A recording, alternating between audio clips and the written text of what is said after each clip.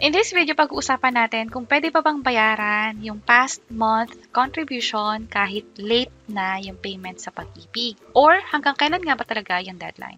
By the way, kung first time mo sa channel na to and gusto mo pa ng mga online tutorial videos katulad nito, please click the subscribe button. Ito yung virtual Pag-ibig account ko kung saan pwedeng i-access yung mga contributions mo online. Especially for voluntary na gustong i-check kung na-credit na ba o pumasok na nga sa Pag-ibig yung perang kinontribute natin. Meron ako ditong September, pero nawawala yung October ko na payment. And na-realize ko, hindi ko nga pala siya nabayaran.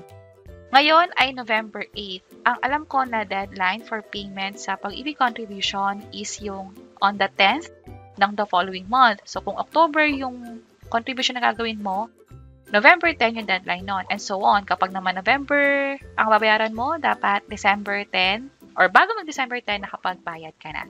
Again, 10 days the following month yung allowable na period para makapagbayad sa Pag-ibig contributions. Ang gagawin ko is magbayad na tayo, gamitin ko na lang din tong facility ng Pag-ibig, which is itong pay online and then regular savings ang babayaran natin. Pwede nyo nga rin palang i-access to sa phone ninyo, pwede sa Pag-ibig app or sa browser nila, basta pumunta lang sa pagibigfundservices.com na website at mag-login from there.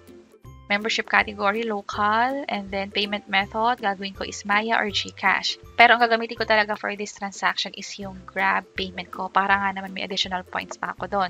So later on, mas mag-make sense bakit Maya or GCash yung pinili ko. This time, Pag-ibig MIT number, i-enter ko dito. I-click natin tong verify. Pag nakita nyo na merong information sa member's name, ibig sabihin tama yung MID na nilagay nyo sa taas. Membership savings. So, ilalagay ko rito is 200. Yun yung minimum na contribution sa Pag-ibig. Dati ang ginagawa ko is 100. Yun pala, dapat 200 kasi nga, i-cover mo na yun sa employer share. 100 sa'yo, 100 din sa employer. So, total of 200. Period covered, October.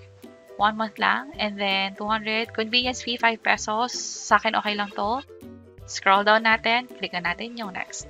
Billing naman, information. Address lang ilalagay mo rito and also yung phone number mo sa bandang baba. Halimbawa, pipiliin mo lang yung first 4 digit and then ilagay yung phone number dito and also your email address na din. Kapag okay na lahat ng info, i-type yung characters na nakikita banda dito. Kung sakaling hindi malinaw, hindi ko alam kung O or Q to, or baka nga 0 pa pala yan, palitan natin. Click ko to. And then dito, mas malinaw. Type natin, agree, and then next. I-double check lahat na nakikita dito kung tama. Na-double check ko na, October yung gusto kong bayaran. Let's see kung mag-proceed. Click ko tong proceed. From here, pwede nang bayaran gamit yung GCash or Maya. Pero pwede rin yung QRPH. Ibig sabihin, magbibigay siya ng QR code. At from there, pwede nang magamit yung mga app na may payment using PayQR or yung QR code, katulad ng GrabPay. Click ko tong QRPH. Ito yung code na kailangan kong i-scan. At kapag nga in-open nyo na yung Grab mobile app, dito sa homepage, pwede na kayong mag-scan by tapping this scan na icon, yung katabi ng search bar. Pero sa payment tab, meron ding scan to pay dito. Tap natin yan. And then i-scan lang yung code. I-slide pa kanan para makapagbayad.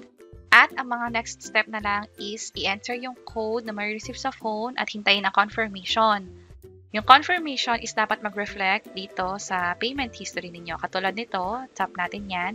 Ito yung proof of payment na ginawa natin sa Pag-ibig contribution natin. So nakapagbayad tayo kahit past month at yan ay ginawa natin sa Pag-ibig virtual account gamit yung GrabPay na account natin. Sana nakatulong tong video na to. Kung pakiclick ang like button at para sa iba't ibang mga tutorial videos, pwede nyo i-check itong mga nasa baba. Sana makatulong and see you sa mga next videos. Bye-bye!